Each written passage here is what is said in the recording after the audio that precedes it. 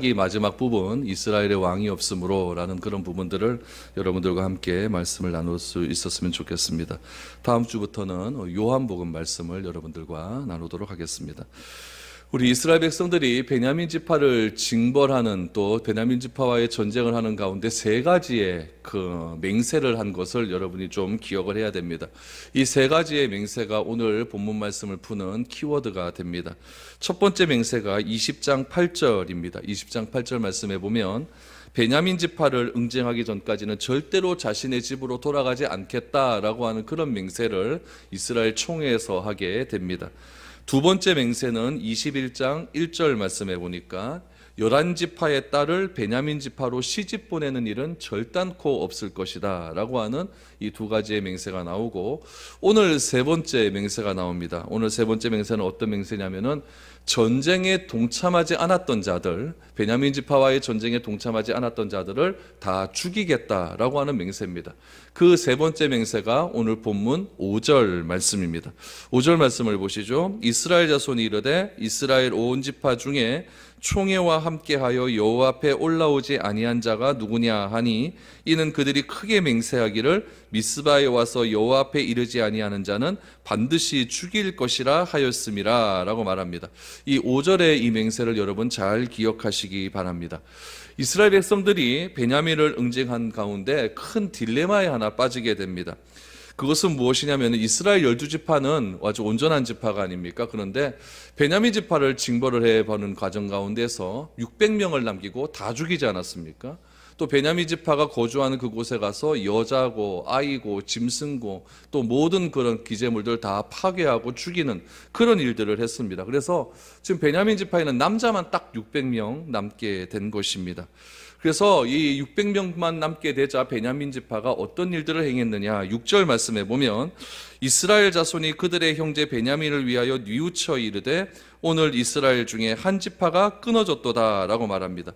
이스라엘 자손이 그들의 형제 베냐민을 위하여 뉘우쳤다라고 말을 합니다. 어떤 점들을 뉘우쳤을까요? 너무 심하게 징벌했다라는 점들을 뉘우쳤겠죠. 그런데 여기 6절에 나오는 이 뉘우치다라고 하는 이 말이 진심으로 뉘우친 말이 아닙니다.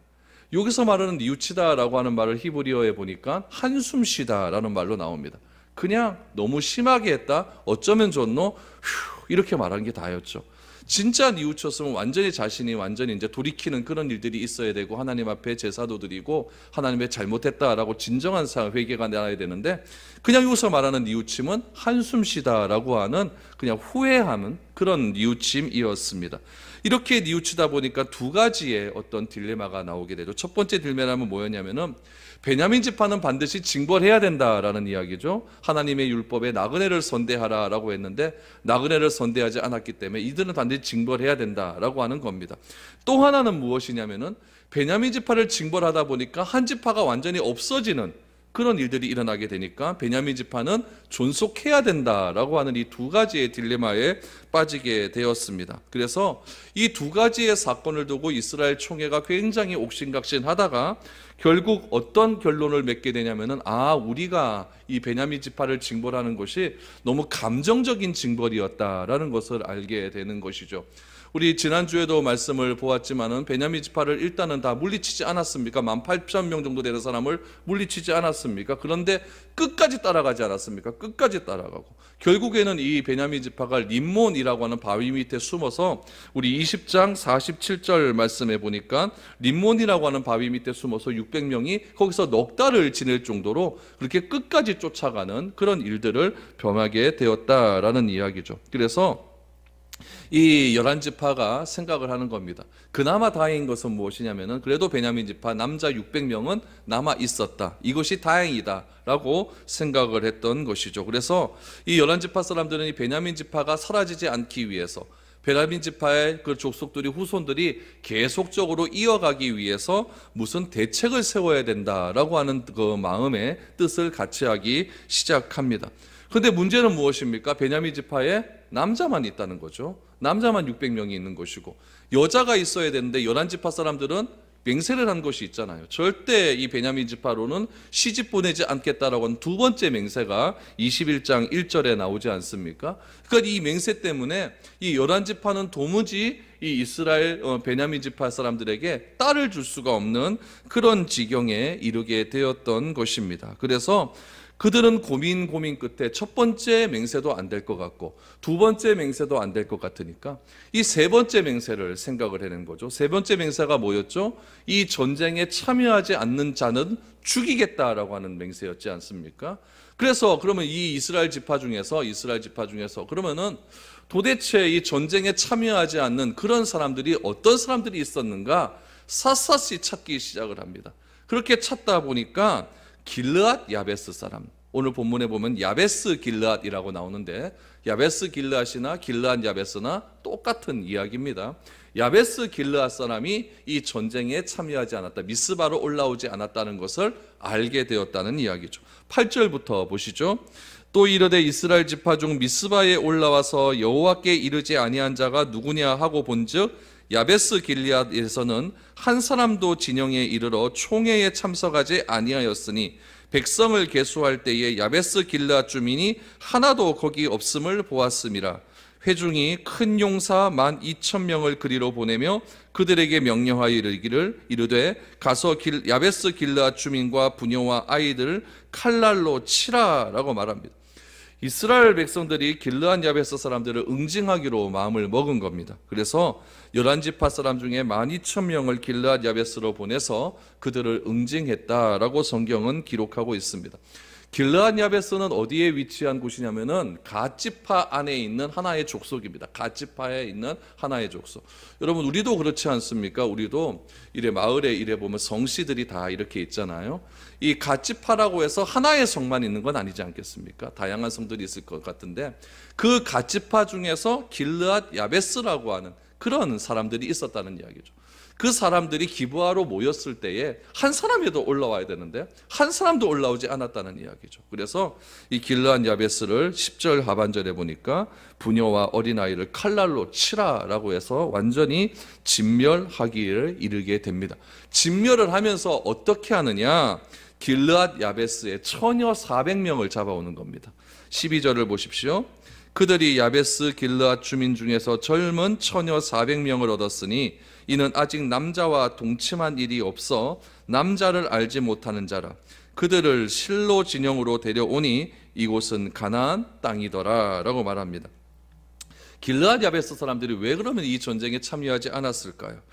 길르앗 야베스 사람들이 전쟁에 참여하지 않는 이유가 이런 식의 전쟁은 원하지 않았기 때문이다, 이렇게 생각할 수도 있고, 이스라엘 사람들이 이렇게 이렇게 같은 민족과 전쟁하는 것을 원치 않았다, 뭐 다양한 이유가 있었겠죠. 그러나 성경에서는 이 길르앗 야베스 사람들이 왜 미스바로 모여서 베냐민 지파와의 전쟁에 참여하지 않았는가에 대한 이유는 나와 있지 않습니다. 그러나 이스라엘 사람들은, 11지파 사람들은 어떻게 생각을 했냐면은 일단 베냐민과의 전쟁에서 참여하지 않은 사람은 다 적으로 간주를 해버리는 겁니다. 여러분 얼마나 이게 진짜 좀 잘못된 생각입니까? 나와 생각이 다르면 그 사람은 다 적이 돼버리는 거예요. 그거 얼마나 나쁜 생각입니까? 그래서 굉장히 이 사람들이 흑백 논리로 간주를 하는 거죠. 전쟁에 내 말에 듣지 않았으니까 길르앗 야베스 너는 전쟁에 참여하지 않는 거니까 베냐민 지파 사람이다, 베냐민 지파 쪽을 택하는 것 아니냐. 그래서 다 잡아 죽였다는 이야기죠. 나와 같은 마음을 가지지 않으면 다 적으로 규정하는 이 양극화 현상이 여러분 굉장히 성경에서 위험한 사상입니다. 여러분 그러면 생각을 한번 해보죠. 맹세가 중요하겠습니까? 생명이 중요하겠습니까? 오늘 이 맹세 때문에 이렇게 일이 지금 일어나는 것 아니겠습니까? 왜 길르앗 야베스 사람을 죽이려고 합니까? 자기 지파의 사람의 딸들은 베냐민 지파에게 줄 수는 없으니까, 맹세 때문에 줄 수 없으니까, 그러면 다르게 생각을 하는 거죠. 그러면은 세 번째 맹세가 뭐였죠? 우리 전쟁에 참여하지 않는 자는 다 죽이겠다고 했으니까 그 사람 죽이고 거기에 있는 처녀들이 있을 거니까 그 처녀들 잡아와갖고 베냐민에 주겠다라고 하는 아주 이상한 논리가 지금 일어나고 있는 겁니다. 그러면은 자기들이 한 이 세 가지의 맹세 때문에 누가 죽게 되는 겁니까? 길르앗 야베스 사람들이 죽는 것 아닙니까? 그러면은 이 맹세가 중요하겠느냐, 생명이 중요하겠느냐? 여러분 이것을 우리가 잘 구분해야 된다는 이야기죠. 뭐가 중요한 것 같습니까? 맹세가 중요합니까? 생명이 중요합니까? 당연히 생명이 중요한 거죠. 그리고 이 사람들이 한 맹세가 잘된 맹세입니까? 잘못된 맹세입니까? 이건 잘못된 맹세거든요. 어떤 맹세를 했다 할지라도 그 맹세가 생명과 관련된 문제라고 한다면 여러분 이건 조금 생각을 바꾸어야 된다는 이야기입니다. 우리 성경에 보면 이런 이야기가 있죠. 다윗이 사울에게 쫓길 때에 제사장에게 몸을 피한 그런 일이 있었습니다. 그런데 다윗이 너무 쫓기다 보니까 배가 너무 고팠어요. 배가 너무 고파가지고 제사장 앞에 가서 좀 돈이란다. 떡을 좀 달라. 먹을 것 좀 달라라고 이렇게 이야기를 했죠. 그랬더니 이 제사장이 뭐 먹을 거 줄 게 하나도 없었습니다. 뭐밖에 없었습니까? 이 성전 제사단에 있는 진설병밖에 없었다는 이야기죠. 그 진설병은 누구만 먹을 수 있는 떡이었냐면은 제사장만 먹을 수 있는 그런 떡이었죠. 다윗은 굶어 죽게 되었는데 먹을 것이라고는 평범한 사람이 먹을 수 없는 진설병밖에 없었습니다. 그런데 제사장은 이 진설병을 누구에게 줘버리냐면 다윗에게 줘버립니다. 아무리 율법이라 할지라도 사람의 생명을 살리는 일이 가장 중요하다는 것을 알려주고 있는 대목이죠. 예수님은 이 예를 그대로 드십니다. 그 예를 들면서 율법의 정신은 사람을 정죄하고 판단하는 데 있는 것이 아니라 사람을 살리는 데 있다라고 분명히 말씀을 해주십니다. 안식일을 범했다는 그 이유 하나만으로 사람들이 종교 지도자들이 제자들을 탓하지 않습니까? 왜 안식일에 이삭을 깨 부수어 먹느냐라는 이야기죠. 그것을 시비를 걸 때에 예수님께서 예로 든 것이 바로 이 다윗의 진설병 먹었던 그런 예입니다. 그런 예를 들면서 안식일의 진정한 의미를 그들에게 알려주고 있는 거죠. 안식일은 무엇이냐? 사람이 잘못된 영심으로 쉬지도 못하고 일의 노예가 되어서 하나님을 찾지도 않는 그런 것에서 벗어나라고 안식일을 준 것 아닙니까? 안식일을 지키나 안 지키나 감시하고, 그래서 감시해서 안식일을 안 지킨 사람을 판단하고 정죄함으로 그 사람을 죄인으로 만들고 그 사람을 정죄하는 그런 일 때문에 안식일을 준 것은 아니라는 이야기죠. 맹세도 여러분 사람을 살리는 일에 사용되어야 한다는 거죠. 만약 맹세 때문에 사람을 해쳐야 하고 죽여야 한다면은 그 맹세는 자동적으로 폐지되어야 한다는 거죠. 약속 때문에 죄를 지어야 한다면 그 약속은 어기는 것이 좋다는 이야기입니다. 예를 들면 이런 거죠. 아빠가 아이에게 이야기를 합니다. 얘야 내가 너에게 생일날 좋은 장난감 하나 사줄게. 비싼 장난감 하나 사줄게. 약속을 했어요. 그래서 그 아이가 생일을 기다립니다. 생일을 기다리는데 아이는 이제 기다리고 있는 거죠. 그런데 생일날이 되었어요. 아빠가 그 장난감을, 비싼 장난감을 사줄 돈이 없는 거예요. 그럼 아빠는 어떻게 해야 되겠습니까? 그 약속 폐기해야 되는 것 아닙니까? 상황 잘 설명하고 폐기해야 되잖아요. 그런데 아빠가 아이와의 약속 때문에 그걸 도둑질을 해서 그 도둑질한 돈을 가지고 아이에게 그것을 사주었다라고 한다면 이것은 여러분 잘못된 것입니까? 잘된 겁니까? 이건 잘못된 일이거든요. 똑같은 이치라는 이야기죠. 이스라엘 사람들이 지금 베냐민 지파 사람들에게 여자를 주려고 합니다. 그 주려고 하는 명분은 무엇이냐? 11지파, 그 베냐민 지파에 지금 여자들이 하나도 없으니까, 남자들만 600명이 있으니까 그 여자를 주어서 결혼을 해서 그 베냐민 지파 사람들의 후손들을 잊게 한다라고 하는 그 이유 때문에 누구를 죽이게 되냐면은 엄한 사람들, 길리앗 야베스 사람들을 다 죽여버리는 그런 일들을 범하지 않고 있지 않습니까? 그렇다면 이 11지파 사람들은 왜 그들을 쳤습니까? 빌앗 야베스를 응징하기 위해서 그들을 쳤습니까? 아니면 베냐민 사람들에게 여자를 주기 위해서 쳤습니까? 그렇다면 길앗 야베스 사람들이 어떤 죄를 졌기 때문에, 어떤 죄를 졌다고 그렇게 생명을 다 앗아가는 그런 일들을 했겠습니까? 지금 11지파가 한 맹세는 자동으로 폐기돼야 될 그런 맹세입니다. 폐기시키고 자기 지파에서 딸을 주면 괜찮은 문제입니다. 아무도 그거 갖고 뭐라 그럴 사람 없다는 이야기죠. 그런데 자기들이 한 맹세를 잘못된 맹세를 지키겠다라고 하는 그런 명분 때문에 길르한 야베스 사람들을 어린아이도 죽이고 또 결혼한 여자들도 다 죽여버려서 그들의 아까운 생명을 다 죽여버리고 처녀들 400명 데려와서 베냐민 지파에 보냈다는 것이 얼마나 그게 악한 일이겠습니까? 그래서 이 베냐민 11지파는 이러한 악행을 저지르게 됩니다. 그리고 나서 베냐민 지파가 한 일을 보십시오. 이스라엘 지파 11지파가 베냐민 사람들에게 사절단을 보냅니다. 13절부터 보죠. 13절부터 보시면 회중이 림몬 바위에 있는 베냐민 자손에게 사람을 보내어 평화를 공포하게 하였더니 그때에 베냐민이 돌아온지라 이에 이스라엘 사람이 야베스 길르앗 여자들 중에서 살려둔 여자들을 그들에게 주었으나 아직도 부족함으로 백성들이 베냐민을 위하여 뉘우쳤으니 이는 여호와께서 이스라엘 지파들 중에 한 지파가 빠지게 하셨음이었더라 라고 말합니다. 회중이 림몬바 위에 있는 베냐민 자손에게 사람을 보내었습니다. 림몬바 위에서 사람이 몇 개월 동안 있었습니까? 47절에 보니까, 20장 47절에 보니까 넉 달을 있었던 거예요. 넉 달을 있기까지 그들은 벌벌 떨고 있었어요. 그 넉 달 동안 지금 이 11지파가 한 일은 무엇입니까? 길르앗 야베스 사람 완전히 진멸한 일이었어요. 완전히 진멸하고 나서 생각해보면 이게 좀 찝찝하거든요. 그래서 베냐민 사람들에게 화해를 요청하니까 베냐민 지파 사람들이 공포에 떨다가 이때의 베냐민 지파 사람들이 돌아왔다라고 이야기를 합니다. 돌아오고 난 다음에 지금 길르앗 야베스 여자들 400명을 베냐민 지파에게 주게 되는 겁니다. 그러면 여러분 47장 20장 47절 말씀해 보면은 베냐민 지파 사람들이 몇 명이 남았습니까? 600명이 남았거든요. 그럼 길르앗 야베스 사람 여자들이 몇 명이 갔어요? 400명 갔어요. 그럼 몇 명이 모자릅니까? 200명이 모자라요. 그럼 200명의 문제를 이것도 어떻게 처리해야 되는가? 이 문제를 가지고 또다시 회의를 하기 시작을 하는 것입니다. 대책을 논의하는 거죠. 16절 이하에 보니까 그 대책을 이렇게 세웁니다. 16절부터 보십시오.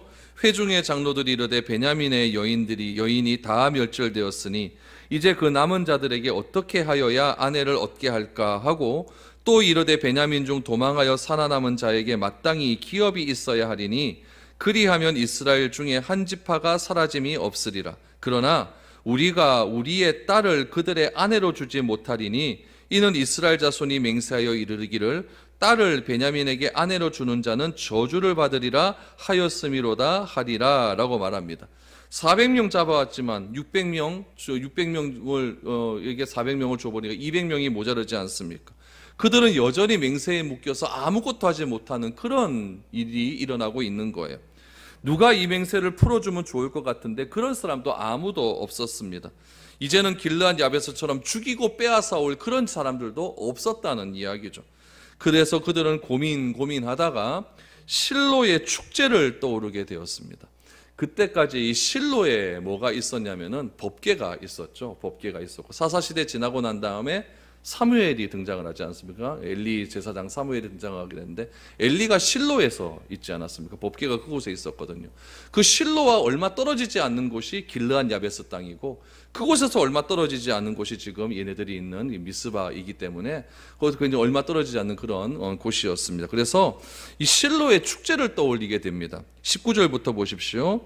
또 이르되 보라 베델 북쪽 르보나 남쪽 베델에서 세겜으로 올라가는 큰 길 동쪽 실로에 매년 여호와의 명절이 있도다 하고 베냐민 자손에게 명령하여 이르되 가서 포도원에 숨어 보다가 실로의 여자들이 춤을 추러 나오거든 너희는 포도원에서 나와 실로의 딸 중에서 각각 하나를 붙들어 가지고 자기의 아내로 삼아 베냐민 땅으로 돌아가라 라고 말합니다. 납치하겠다는 이야기죠. 납치하겠다는 이야기입니다.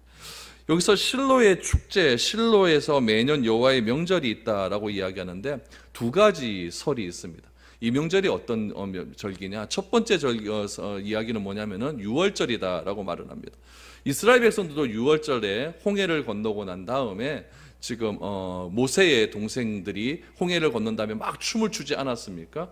오늘 여기도 보니까 처녀들이 춤을 추는 그런 일들이 있지 않습니까? 그래서 이거는 유월절이 아니겠느냐라고 생각을 했는데 이 뒤에 말씀을 보니까 포도원이라고 나옵니다. 포도원이 나오고 이 포도원이란 말이 나온다 보니까 이 포도원에서 이렇게 축제를 한다는 건 뭐냐면은 포도원 수확기를 이야기합니다. 포도원을 수확해서 할 때 아주 큰 축제를 벌이게 되거든요. 포도원 수확기의 절기는 언제냐면 장막절입니다. 장막절. 그렇기 때문에 어떤 사람은 이 장막절이 아니겠느냐라고 이야기를 합니다. 아무튼 이 절기 때에 실로에 있는 처녀들이 춤을 추었다라는 이야기죠. 그 춤을 출 때에 가서 이 춤을 추는 여자들을 납치해 와라라고 이야기를 합니다. 납치해 와서 그 여자를 너희의 아내로 삼아라라고 말을 합니다. 그럼 실로에서 춤추는 여자 몇 명이 납치되는 겁니까? 200명이 납치. 이게 인신매매가 이렇게 되는 거예요.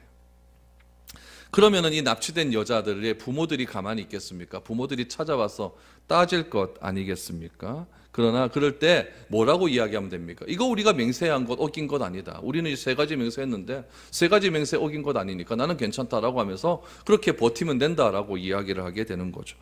그래서 23절에 보니까 베냐민 자손이 그같이 행하여 춤추는 여자들 중에서 자기들의 숫자대로 붙들어 아내로 삼아 자기 기업에 돌아가서 성읍을 건축하고 거기에 거주하였더라라고 말을 합니다. 베냐민 사람들은 이렇게 실로의 처녀들을 납치함으로써 대를 잇게 되는 겁니다. 그러면은 결국 길르한 야베스 여자 400명, 실로에서 춤추는 여자 200명, 도합 600명. 그렇죠? 그럼 베냐민 남자 600명, 베냐민 지파는 1200명이 되었던 겁니다. 그래서 자기 과정, 그 기업을 잇게 되었다라는 이야기죠. 결국에는 이 11지파가 한 맹세는 지켜졌습니까? 안 지켜졌습니까? 지켜졌죠. 그러나 그 과정이 너무나 좋지 못했다는 이야기죠. 맹세로 인해서 너무나 많은 사람이 목숨을 잃게 되었고, 나한 사람이 떳떳하여지자고 이렇게 많은 사람을 죽이고 납치해도 되는가라고 하는 그런 이상한 논리가 지금 벌어지고 있는 것입니다. 그러나 그렇게 하기에는 너무 많은 사람들이 죽고 많은 사람들이 고통 가운데 있었다라는 것이죠. 이것이 과연 하나님의 뜻에 맞는 일인가 우리는 조금 생각을 해봐야 됩니다. 여러분, 이처럼 자신의 뜻을 관철시키기 위해서 정당화시키고 명분화시키는 것을 우리는 무엇이라고 하냐면 이데올로기라고 합니다. 여러분, 이것은 믿음도 아니고요. 여러분, 이건 신앙도 아니고 이건 단지 자기 신념입니다. 자기 신념이고 이데올로기예요. 사람들은요, 무슨 일이 있어도 내 신념은, 내 의지는 꼭 지키려고 하는 그런 마음이 있습니다. 그것이 무너지게 되면은 자신에게 남는 것이 하나도 없다라고 생각을 하기 때문에 그렇습니다. 유대인들도 자신의 이데올로기가 있었어요. 자신의 신념이 있었습니다. 그것은 무엇이냐면은 안식일 준수예요. 안식일은 무슨 일이 있어도 지켜야 된다는 이야기죠. 안식일 문제 때문에 예수님과 그렇게 충돌하지 않습니까? 예수님은 안식일에 무엇이 중요하다고 생각을 하냐면은 정신이 중요하다. 안식일의 정신은 백성을 살리는 데 있고 백성을 사랑하는 데 있다라는 이야기죠. 그러나 유대인들은 이 안식일 준수를 무엇으로 여겼냐면은 안식일을 지키는 것이 유대인들을 하나로 모을 수 있는 수단이라고 생각을 하는 겁니다. 예수님의 생각과 유대인의 생각이 정다르지 않습니까? 예수님은 정신을 강조하는 거고, 왜 안식일을 하나님이 제정하였는가? 그 정신을 강조하는 거고, 유대인들은 자신의 그런 모임을 만들기 위한 과정으로서 안식일을 지켜야 된다라고 말을 하는 거죠. 여러분, 이데올로기는 자신을 추종하지 않는 모든 자를 적으로 만들어버립니다. 그렇기 때문에 유대인들은 이 안식일 준수 자체가 이데올로기화 되어버린 거예요. 자기 신념이 되어버린 거죠. 그래서 자기 신념과 반대되는 사람은 다 적으로 규정하는 겁니다. 누굽니까? 예수님마저 적으로 규정하지 않습니까? 이데올로기라는 것은 실체가 없는 것이기 때문에 그렇게 하지 않으면 사람을 하나로 묶을 수가 없는 거예요. 유대인들의 오로지 관심은 뭐냐면 유대인들 하나로 똘똘 뭉쳐야 된다. 그 똘똘 뭉치는 그 역할을 무엇으로 하느냐? 안식일로 한다는 이야기예요. 그러나 여러분, 믿음이라고 하는 것은요, 신앙이라고 하는 것은 이 자기 신념, 이 이데올로기처럼 기계적이지가 않습니다. 왜 기계적이라고 하는 말을 사용했냐면은 금요일 저녁부터 토요일 저녁까지는 이거는 반드시 안식일이다. 이건 굉장히 이 날만 되면 다 모여야 된다. 아무것도 하지 말아야 된다. 이것을 준수하는 사람은 다 기계적으로 움직이지 않습니까? 믿음은 여러분 기계적인 것이 아니에요. 신앙이라는 것은 절대 기계적인 것이 아니라는 이야기죠. 신앙은 어떻게 해서든지 죄인의 우리 사람의 마음으로 파고 들어가서 내가 죄인이라는 것을 고백하게 만들고 복음의 능력으로서 내가 용서받은 의인이라고 하는 새로운 삶으로 전환시켜주는 것이 믿음입니다. 그런데 이런 자기 의, 자기 신념, 이데올로기라는 것은 나와 다르면 다 적으로 간주해버리고 판단해버리는 그런 일들이 있게 된다는 거예요. 유대인들은 이런 생각을 가지고 모였다는 거죠. 이런 생각들이 그대로 어디에 들어가냐면은 이스라엘 총회에 들어갑니다. 오늘 11지파가 모였던 그 미스바에 모였던 11지파가 모였던 이스라엘 총회는 어떻습니까? 이들은 종교에 굉장히 심취한 집단이었어요. 이름만 하나님의 백성이었지 하나님의 이름으로 모인 그렇게 사람이었다라고 얘기를 한다면은 이렇게 이 결과를 낼 수가 없는 거죠. 그냥 명분은 하나님의 이름으로 모인 사람들입니다. 그러나 실제로는 전혀 하나님의 백성으로서의 삶들이 나타나지 않습니다. 문제 해결하는 방법도 전혀 나쁜 짓으로만 그렇게 나타납니다. 하나님은 생명을 준수하시는 그런 분인데 자기가 잘못한 그 맹세 때문에 수많은 사람을 죽게 하는 그런 일들이 어떻게 하나님의 백성으로서 총애라고 말을 할 수가 있겠습니까? 자신들이 한 말에 책임을 진다고 하는 명분하에서 살인이 일어납니다. 여자를 납치합니다. 그래서 다른 집에 팔아버립니다. 어떻게 이런 일들이 한 총회에서 결단하고 결의할 수가 있을까요? 여러분, 율법이 죽은 것이 유대교예요. 유대교는 철저하게 율법을 지킵니다. 그러면은 그 율법을 지킴의 가장 밑바닥은 무엇이 있어야 될까요? 사랑이 있어야 됩니다. 하나님이 인간을 얼마나 사랑하셨기 때문에 율법을 주셨는가? 그 사랑을 잘 지켜야 유대교로서의 역할이 되는 거예요. 근데 유대교에는 무엇이 죽었는지 아십니까? 율법이 다 죽어버렸어요. 기독교가 죽은 것은 무엇입니까? 로마 카톨릭입니다. 기독교가 다 죽어버리니까 로마 카톨릭이라고 하는 형식만 남아 있습니다. 굉장히 형식적이지 않습니까? 개신교가 종교개혁을 통해서 개신교가 프로테스탄이 이렇게 나오게 되었습니다. 우리 지난주 10월 마지막 주일이 우리 종교개혁 기념주일 아닙니까? 이 개신교가 죽어버리니까, 이 종교개혁의 정신이 죽어버리니까 어떻게 됩니까? 제각기 욕심에 차서 양떼를 돌보지 않고 오히려 착취하고 정죄하는 비성경적인 그런 목회 형장이 교회에서 막 드러나기 시작합니다. 때로는 교회 건물이 자기 신념이 됩니다. 때로는 교회 성장이 자기 신념이 되고 이데올로기가 되어버려요. 목회 방침과 맞지 않는다고 해서 사람을 정죄하고 부분별하게 하나님이 용서하신 의인을 죄인으로 둔갑시키는 일들이 어디에서 일어나고 있느냐? 교회 현장에서 일어나고 있는 거예요. 교회가 여러분 강대상에서 사람을 죄인으로 판단하는 것이 아니라 죄인인 사람이 교회에 들어옴을 통해서 그 사람이 용서받고 의인이 되어야 되는 그런 과정이 교회가 아닙니까? 근데 오히려 교회가 타락을 해버리니까, 교회가 이념이 되어버리니까, 교회가 신념이 되어버리니까 자기 마음에 들지 않으면 사람을 판단하고 정죄해버리는 일들이 요즘 우리 주변에 얼마나 많이 일어나고 있습니까? 그러면서 교회가 다 깨지는 것 아니에요. 베냐민 지파가 멸망당하는 것, 어떻게 하든지 해결은 했습니다. 해결은 했습니다. 그러나 해결의 과정이 문제가 아니겠습니까? 과정이 어떻게 나옵니까? 자기와 생각이 다르면 다 죽여버리는 과정으로 나오는 거예요. 이런 일들이, 이런 사사시대의 일들이 오늘날 교회와 다를 것이 뭐가 있냐는 이야기죠. 모든 이스라엘 지파는 베냐민 지파의 문제가 온전히 종결될 때까지 자기 지파로 돌아오지 않고 기다리다가 결국에는 그 납치 사건을 통하여서 베냐민 지파에 200명이 들어가고 난 다음에 다 자기 지파로 이제 흩어지게 됩니다. 이런 사회적인 분위기를 사사기의 저자는 한마디로 딱 요약을 합니다. 왜 이럴 수밖에 없는가? 왜 이렇게 타락할 수밖에 없는가? 제일 마지막 절을 보십시오. 그때에 이스라엘의 왕이 없으므로 사람이 각기 자기의 소견에 옳은 대로 행하였더라. 사사기를 우리가 지금 한 10개월 동안 계속해서 봐왔어요.